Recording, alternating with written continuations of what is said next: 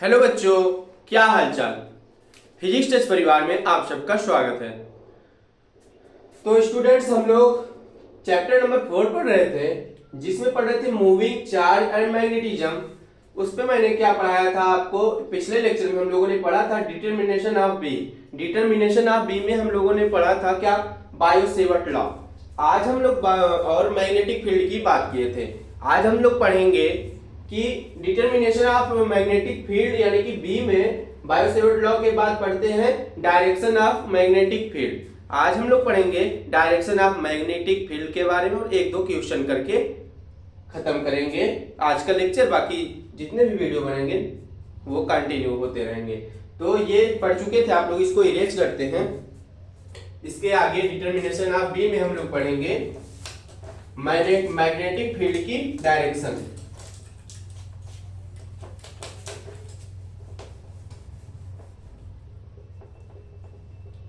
Direction of magnetic field heading डाल लीजिए सब लोग।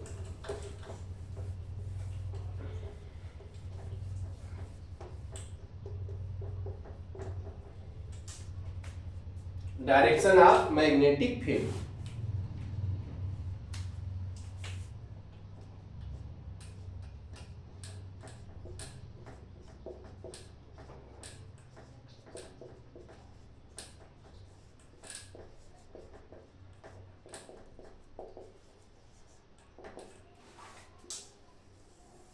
डायरेक्शन ऑफ मैग्नेटिक फील्ड क्या होता है, आइए समझते हैं। तो देखिए कि हम लोगों ने बायो-सेवर्ट लॉ में पढ़ा था।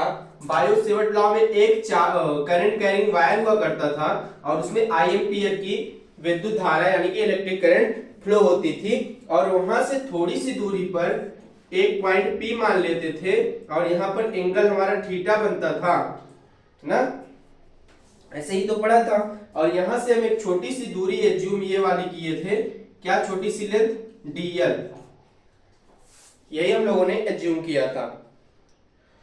तो ये जो डायरेक्शन ऑफ मैग्नेटिक फील्ड होती है ये स्क्रू लॉ पे काम करती है। स्क्रू लॉ, स्क्रू लॉ आप लोग पढ़े होंगे, मैक्सवेल का कार्क स्क्रू नियम ना, आप लोग पढ़े होंगे मैक्सवेल का कार्क स्क्रू नियम क्लास 11th में। मैक्सवेल के कार्क स्क्रू नियम से जो स्क्रू होता है जब उसको क्या करते हैं, कसा जाता है, तो अंदर की तरफ क्या होती है, उसकी टिप होती है वो इनवर्ड होती है और जो बाहर की होती है आउटवर्ड होती है। तो स्क्रू लॉ से डायरेक्शन ऑफ मैग्नेटिक फील्ड बताई जाती है। तो यहां पर डीएल इंटू ये था आर डिस्टेंस, तो dl vector into R vector, screw law यही पे काम करता है। और यहां पे देखिए एंगल कैसे बन रहा है, ऐसे थीटा एंगल ये बन रहा है ना, और ये आर डिस्टेंस है और हमारी ये डीएल लेंथ है। डीएल लेंथ की क्या है, डीएल लेंथ की हमारी वायर है।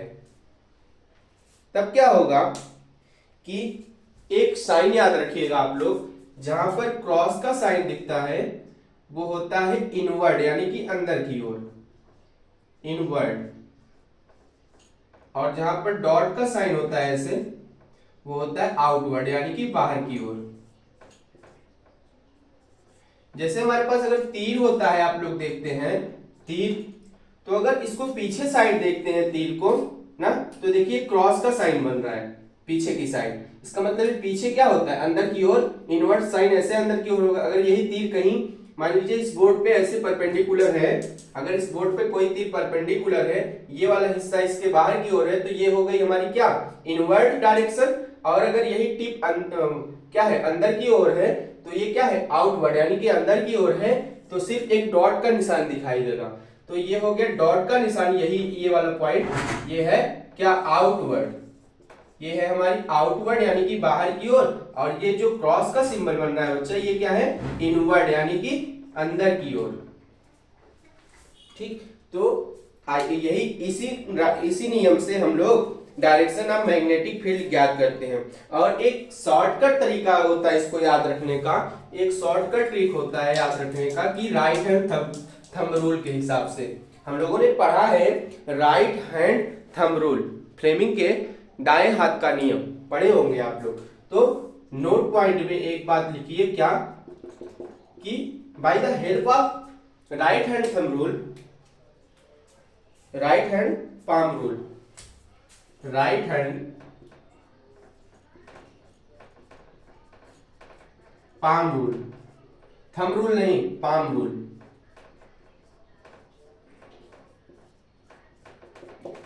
Right hand palm rule. ये क्या बताता है कि देखिए जैसे ये वायर है ना, ये हमारी राइट हैंड है, राइट हैंड को अपने क्या करिए ऐसे रखिए और जहां से ये लेंथ निकालना है अपने अंगूठे को बाहर की ओर निकाल दीजिए और अपने हाथ को ऐसे क्या करिए एंटी क्लॉकवाइज ऐसे डायरेक्शन में घुमाइए। जिस डायरेक्शन में आपका फिंगर क्या होगा कर्ल होगा ना, वही क्या होगी मैग्नेटिक फील्ड की डायरेक्शन, और ये क्या होगी हमारी मैग्नेटिक फील्ड। थंब हमारा बताएगा मैग्नेटिक फील्ड और ये क्या बताता है कर्ल करेंगे जिस डायरेक्शन में आप अपनी फिंगर्स को, वो हमारी डायरेक्शन बताती है किसकी मैग्नेटिक फील्ड की। तो यहाँ पर अगर यहाँ पर ऐसे रखते हैं, थंब को बाहर निकालते हैं, अपनी पाम को ऐसे रखते हैं और फिंगर्स को सारी चारों फिंगर्स को ऐसे कर्ल करते हैं, तो ये डायरेक्शन है किसकी, ये डायरेक्शन है हमारी मैग्नेटिक फील्ड की। तो राइट हैंड पाम रूल इसी तरीके से अप्लाई होता है। तो हम लोगों ने राइट हैंड थंब रूल में फार्मूले निकाले थे, एक वेक्टर फॉर्म में और एक कैसे फॉर्म में। वेक्टर फॉर्म में हम लोगों ने निकाला था dv equal to mu not upon 4 pi I dl into R upon are cube, और स्केलर फॉर्म में निकाला था dv equal to mu not upon 4 pi I dl sine theta upon R square. दो फार्मूले हम लोग निकाले थे, उसको यहाँ पर थोड़ा सा रख के चेक करते हैं। क्या क्या कि dv बराबर mu not upon 4 pi, dv बराबर mu not upon 4 pi I vector dl into vector r upon are cube, एक ये निकला था और एक हमारे पास आई थी dv इक्वल टू, ये सारे वेक्टर फॉर्म में हुआ करते थे ना, और ये वाला scalar form mu not upon 4 pi I dl sine theta upon R square, और जहां पर म्यू नॉट की वैल्यू हुआ करती थी कितनी 10⁻⁷ ये होती थी। तो ये बातें आप लोग समझे कि डायरेक्शन ऑफ मैग्नेटिक फील्ड क्या होती है। डायरेक्शन ऑफ मैग्नेटिक फील्ड अभी पूरी तरीके से समझ आएगी भी, इस पे डायरेक्शन ऑफ मैग्नेटिक फील्ड पे हम 2-4 क्वेश्चन जब हम लोग करेंगे तो मैग्नेटिक फील्ड की डायरेक्शन आप निकालना सीख जाएंगे। ठीक, तो इसको इरेज करते हैं और कुछ क्वेश्चन करके सीखते हैं डायरेक्शन ऑफ मैग्नेटिक फील्ड निकालने के लिए। तो देखिए क्वेश्चन 1 2 3 4 क्वेश्चन के माध्यम से समझते हैं। तो देखिए एक वायर है करंट कैरिंग वायर, इसमें आई एम्पियर की क्या इलेक्ट्रिक करंट फ्लो हो रही है ना, और हमको मान लीजिए इस P पॉइंट पर मैग्नेटिक फील्ड ज्ञात करनी है यहां से,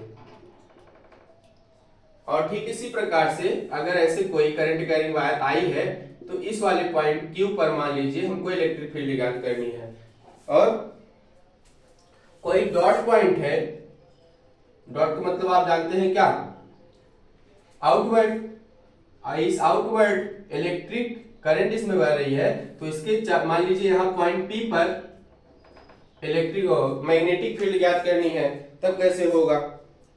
और सेम इसी प्रकार से अगर क्रॉस वाला अगर ले लेते हैं तब क्या होगी इस Q पॉइंट पर हमारी मैग्नेटिक फील्ड, और ये डायरेक्ट डिस्टेंस कितनी है सब r है।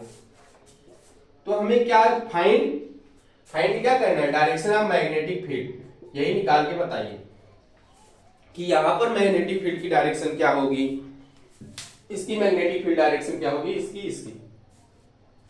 तो देखिए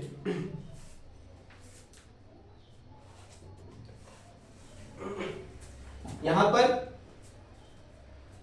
हम क्या बताए राइट हैंड पाम रूल, जहां से करंट बह रही है उस पे आप पाम रखिए, थंब को बाहर निकालिए और उसे कर्ल कीजिए। तो देखिए आपकी फिंगर इस साइड आ रही है ना, यानी कि अंदर की ओर जा रही है, अंदर की ओर जा रही है, यानी यहां से रखे आप, ये ऐसे कर्ल होके फिर ऐसे बाहर निकल आएगी ना, ऐसे पूरी अगर फिंगर आप कर्ल करते हैं आपकी तो बाहर की ओर ही आ रही है। तो यहाँ पर डायरेक्शन क्या होगी, तो यहां पर हमारी डायरेक्शन होगी आउटवर्ड, किसकी डायरेक्शन आउटवर्ड होगी हमारी डायरेक्शन मैग्नेटिक फील्ड की, और यहाँ पर यहां पर भी क्या होगी, ऐसे जब आप अपनी पाम रखेंगे, ऐसी पाम रखेंगे, बिना कैप गिरे मेरा लेक्चर कंप्लीट नहीं होता।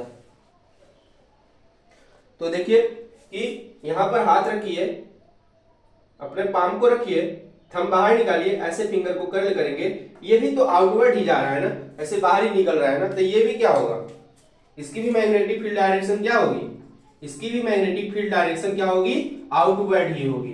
और ये वाले क्वेश्चन आप तो समझते ही हैं, डॉट डॉट मतलब इनवर्ड, बाहर की ओर, ये डॉट से अगर ऐसे आएगा तो इनवर्ड अंदर की ओर, बाहर की ओर आएगा, तो ये डॉट का मतलब आप जानते हैं इनवर्ड, और जहां पे क्रॉस सिंबल होता है वहां पर क्या होता है, आउटवर्ड, आउटवर्ड यानी कि अंदर की ओर जा रहा है, ऐसे स्क्रू नियम से। तो ये 4 क्वेश्चन के माध्यम से आप डायरेक्शन आप क्या समझ गए, डायरेक्शन आप मैग्नेटिक फील्ड समझ गए। आइए, ये तो बेसिक क्वेश्चन था मैग्नेटिक फील्ड डायरेक्शन समझने के लिए। अब आइए हम थोड़े आईआईटी और नीट के एक एक क्वेश्चन कर लेते हैं, इसको इरेज करते हैं, अब क्वेश्चन करते हैं।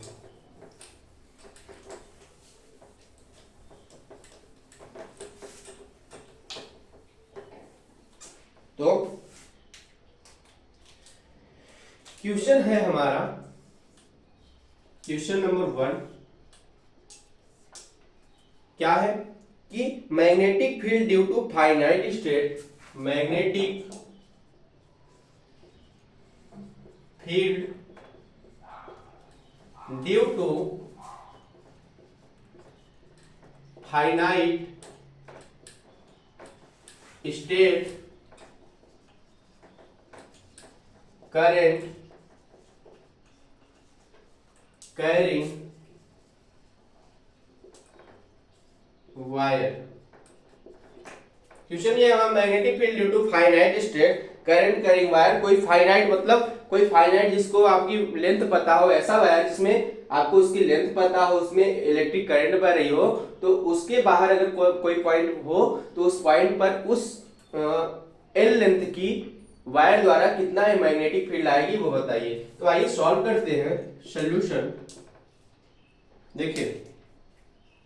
तो हम मान लेते हैं एक हमारे पास करंट कैरिंग वायर है फाइनाइट लेंथ की, इसकी लेंथ मान लिए यल है ना, और इसमें आई एम्पियर की इलेक्ट्रिक करंट बह रही है, आई एम्पियर की इसमें इलेक्ट्रिक करंट बह रही है। तब और इस यहाँ पर थोड़ी सी दूर पर पॉइंट पी हम लोगों ने मान लिया, पॉइंट पी ले लिया, और इसको मान लेते कहीं से थोड़ा सा टुकड़ा उसको कर लेते हैं, हम इक्वल में नहीं करते हैं, थोड़ा सा आगे पीछे करते हैं। मान लीजिए यहां से हम लोगों ने इस लाइन को मिला दिया, मिला दिए, फिर इसको यहां से अटैच कर दीजिए, इसको यहां से अटैच कर दीजिए, कर दिए, और ये हमारी लेंथ है यहां से यहां तक ए, यहां से यहां तक लेंथ कितनी है ए, और ये एंगल बना हमारा फाई 1, ये वाला एंगल बना फाई 2, दो एंगल मिले हमको फाई 1 एंड फाई 2, और हम लोगों ने यहां से छोटा सा टुकड़ा मान लीजिए डीएल लेंथ काट लिया, यहां से भी इसको हम लोगों ने ऐसे अटैच कर दिया, यहां पर एंगल थीटा मान लीजिए बन गया। तब और ये लेंथ हमारी आर है। तो ये हुआ magnetic field due to finite straight current carrying wire. इसको सॉल्व करेंगे जब इस फिगर को, तो क्या होगा देखिएगा कि magnetic field at P, magnetic field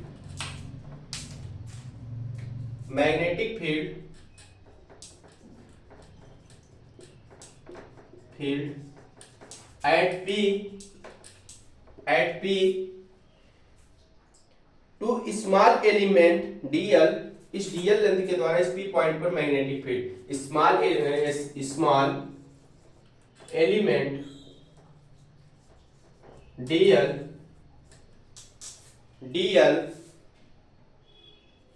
dv equal to, तो क्या होगा, तो हम लोग पढ़े हैं dv इक्वल टू क्या, dv equal to mu not upon 4 pi I dl into r upon r cube. तो यहां पर क्या हो जाएगा I dl sine 90 minus theta, sine 90 minus theta ना, mu naught upon ideal sine 90 minus theta upon are cube, इसको scalar formula लगा रहे हैं आर स्क्वायर। तो टोटल लेंथ ज्ञात करनी हो, अगर टोटल लेंथ ज्ञात करनी तो हमको इसका इंटीग्रेशन करना पड़ेगा। तो dv बराबर mu not upon 4 pi minus phi 1 plus phi 1 से फाई 2 तक, तो बनेगा mu not upon 4 pi ideal sine 90 minus theta होता है काश थीटा, साइन 90 माइनस थीटा होता है काश थीटा अपॉन आर स्क्वायर। और आगे सॉल्व करते हैं तो मिलता है कि integration of dv is equal to phi 1 phi 2 plus phi 1 minus phi 2, ये एंगल है फाई 1 फाई 2, फाई 1 से फाई 2 तक, म्यू नॉट अपॉन 4 पाई, ये लेंथ हमारी a है, यहां से यहां तक लेंथ कितनी है, a है ना, तो रख दीजिए। तो रखेंगे ia sec square theta d theta I A square sec square theta into cos theta I A sec square theta upon क्या आर स्क्वायर की वैल्यू रख सकते हैं A square upon cos square theta, A square upon cos square theta, ये रख सकते हैं r square की जगह पे।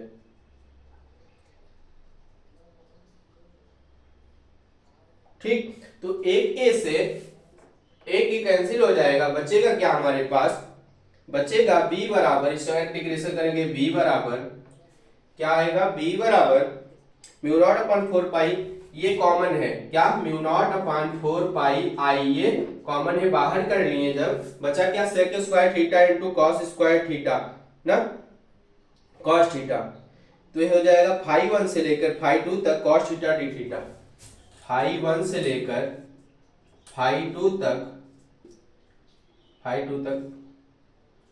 Cos square d theta, cos d theta बचेगा, sec square theta cos theta cancel हो जाएगा आपस में,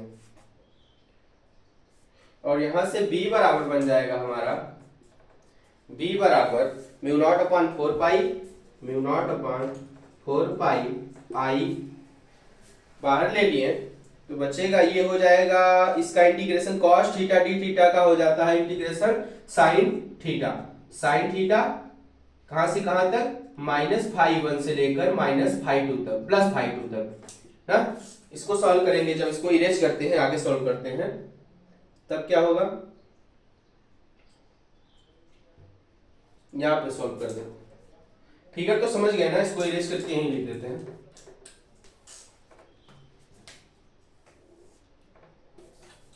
ये आगे तो ये हो जाएगा b बराबर mu not upon 4 pi I sine theta हो जाएगा हमारा sine phi 1 minus sine phi 2, sine phi 1 minus sine phi 2, sine phi 1 minus sine phi 2 minus sine minus phi 2। जब इसको टोटल सॉल्व करेंगे तो म्यू नॉट अपॉन 4 पाई, ये sign phi 1 minus phi 2 बन जाएगा sine phi 1 plus sine phi 2, ये बन जाएगा sine phi 1 plus sine phi 2 minus minus plus sine phi 2, ये हमारी वैल्यू निकल के आएगी इसकी लास्ट में। आई बाई ए भी साथ में चल रहा है क्या, आई बाई ए साथ में चल रहा है। Mu naught upon 4 pi I by a, mu naught upon 4 pi I by a, इतनी वैल्यू निकल के आएगी। ठीक। और एक बात, a is perpendicular distance, a is perpendicular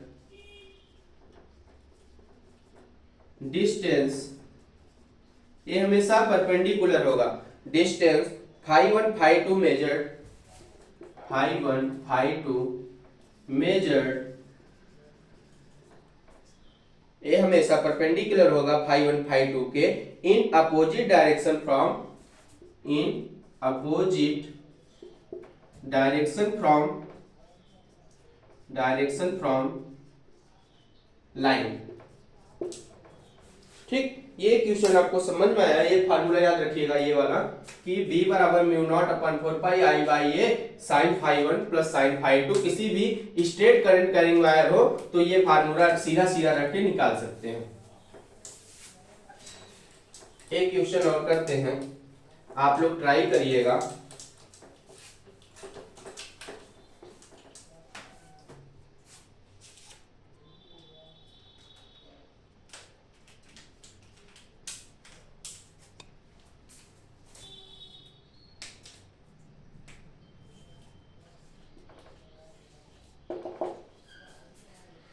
कि देखिए हमारे पास कोई करंट कैरिंग वायर है, इस मान लीजिए 2 एम्पियर की इलेक्ट्रिक करंट पास हो रही है ना, और यहां से थोड़ी दूरी पर एक पॉइंट P है, उस पे हमको मैग्नेटिक फील्ड ज्ञात करनी है। तो हमने अभी इसके पहले जस्ट पढ़ा कि कोई भी स्ट्रेट कैरिंग वायर हो तो उसमें किस प्रकार से फार्मूले लगते हैं। ये 45 डिग्री एंगल है, ये क्या है हमारा, ये है हमारा 30 डिग्री का एंगल, 30 डिग्री, और यहां से यहां तक लेंथ है 10 मीटर। तो आप इसमें क्या बताइए मैग्नेटिक फील्ड कितनी आएगी P पॉइंट पर। तो हम लोगों ने निकाला एक फार्मूला जो है B बराबर mu naught upon 4 pi I by a sine phi 1 plus sine phi 2, ये हम लोगों ने फार्मूला निकाला। अभी जस्ट अब इसी फार्मूले से हम लोग इस क्वेश्चन को करेंगे। तो रख दीजिए वैल्यू म्यू नॉट अपॉन 4 पाई की, म्यू नॉट अपॉन 4 पाई की वैल्यू 10 पावर -7 होती है, अपान में 4 पाई, म्यू नॉट की वैल्यू आप जानते हैं 10 पावर 7 -7 और 4 पाई ऐसे रहने दीजिए। आई क्या है, आई इसमें है 2 एम्पियर, आई कितनी है 2 एम्पियर की इसमें इलेक्ट्रिक करंट पास हो रही है, तो 2 एम्पियर, और हमारा ए कितना है, ए है हमारा 10 मीटर ना, ए हमारी कितनी है 10 मीटर। ठीक, म्यू नॉट में 4 पाई की टोटल वैल्यू होती है क्या 10 पावर -7, ये 10 है नीचे 10, और साइन फाई 1 और साइन फाई 2 की वैल्यू रख दीजिए। साइन फाई 1 है 45 डिग्री, साइन 45 डिग्री की वैल्यू होती है 1/√2 प्लस साइन फाई 2 यानी कि साइन 30 डिग्री की वैल्यू होती है 1/2। 1/2 किसकी वैल्यू होती है साइन 30 डिग्री की। तो जब इसको टोटल सॉल्व करेंगे तो वही आपका आंसर आ जाएगा। किसमें आएगा, वो आएगा टेस्ला में, जो आएगा आप सॉल्व कर लीजिएगा। ठीक, एक क्वेश्चन और करते हैं, इसको आप सॉल्व करिएगा टोटल। एक क्वेश्चन और देखिए, अच्छा क्वेश्चन ये वाला, क्वेश्चन नंबर 3। मान लीजिए हमारे पास कोई क्या है, स्क्वायर है, कोई स्क्वायर है हमारे पास, और यहां पर एक पॉइंट P है, और इसमें हमारे I एम्पियर की इलेक्ट्रिक करंट बह रही है। तो इस I एम्पियर करंट कारण इस पर कितनी मैग्नेटिक फील्ड आएगी निकालिए। तो हम लोग सीधा सीधा मान लेते हैं कि यहां से इसको क्रॉस कर दीजिए, यहां से यहां, ये एंगल 45 डिग्री, ये भी 45 डिग्री, ये 90 डिग्री ना, ऐसे ये भी 45 डिग्री। तो find B at P, find B at P। तो हमको मैग्नेटिक फील्ड याद करनी है P पॉइंट पर, all sides of square. All sides of square, all sides of square. इस स्क्वायर के कारण जितनी भी इलेक्ट्रिक करंट पास कर रही है इस पी पॉइंट पर, इन सब के द्वारा कितनी मैग्नेटिक फील्ड आएगी उसको आप लोगों को निकालना है स्टूडेंट्स। तो पी पॉइंट पर हमको निकालना है मैग्नेटिक फील्ड। ये एंगल बनेगा, आप जानते हैं कि त्रिभुज की एक कितने 180 डिग्री होता है, 45 45 45 ना, ये 90 होगा, ये 45 45, ये वाला एंगल 90 डिग्री का होगा, बाकी दो कितने होंगे 45 45 डिग्री के, तभी कितने होंगे 180 डिग्री ना। समझ में आई? हाँ समझ में आ गया होगा। तो इस प्रकार से निकाल सकते हैं। तो हम लोग पहले निकालते हैं इसको B1 B2 B3 B4, ऐसे 4 भागों में इसको बांट लेंगे। तो पहले निकाल लेते हैं B1 बराबर रख देते हैं फार्मूला वही अपना mu not upon 4 pi I by A sine phi 1 plus का साइन फाई 2, इसी फार्मूले से निकलेगा sine phi 1 plus sine phi 2। रखिए वैल्यू, तो म्यू नॉट अपॉन 4 पाई ये हो जाएगी a बाई 2, ये a है, अगर टोटल a है तो a बाई 2 बन जाएगी। तो B1 बराबर mu not upon 4 pi I की वैल्यू आई रख दीजिए, a हमारा हो जाएगा a बाई 2 और साइन 45 डिग्री ये बनेगा, ये साइन 45 डिग्री प्लस साइन ये भी 45 डिग्री, अगला वाला भी साइन 45 डिग्री। हम लोग अभी जस्ट पढ़े थे साइन 45 डिग्री की वैल्यू क्या होती है 1/2, कितनी होती है 1/2। B1 बराबर म्यू नॉट अपॉन का 4 pi I upon a by 2 sine 45 degree 1/2 plus 1/2, यही होती है 1/2 होती है 1/√2 होती है ना, क्या 1/√2 1/√2 साइन फाई 1 साइन फाई 2। इसको जब आप करेंगे सॉल्व तो बनेगा mu not upon 4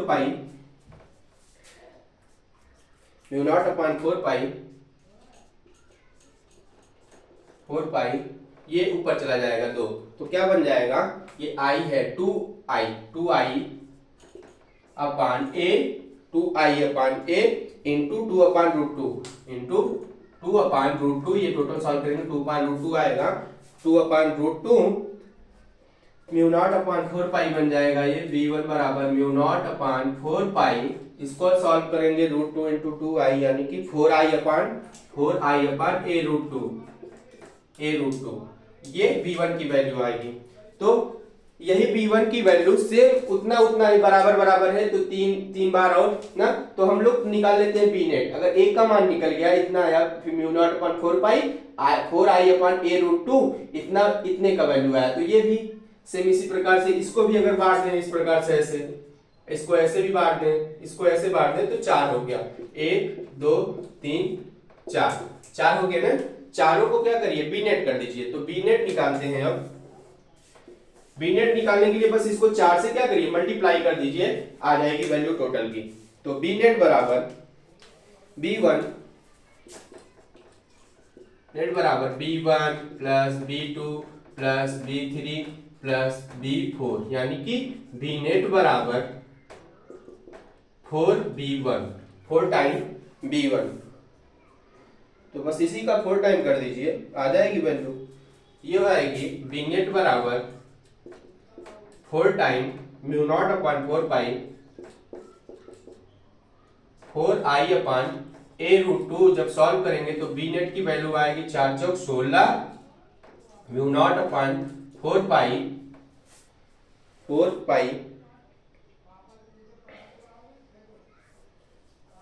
16I upon a√2,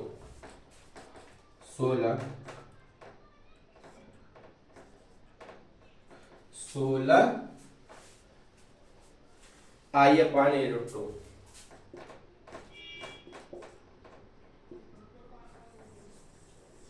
ये आएगा आंसर।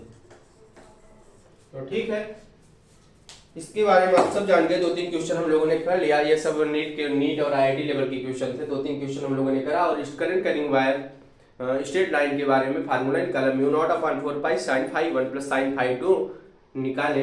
और क्या हम लोगों ने पढ़ा, और हम लोगों ने पढ़ा क्या कि डायरेक्शन ऑफ मैग्नेटिक फील्ड कैसे ज्ञात की जाती है, इनवर्ड आउटवर्ड, उसमें भी कुछ क्वेश्चन किए। तो आज के लिए बस इतना ही, नेक्स्ट क्लास में हम लोग इसके आगे कंटिन्यू करेंगे।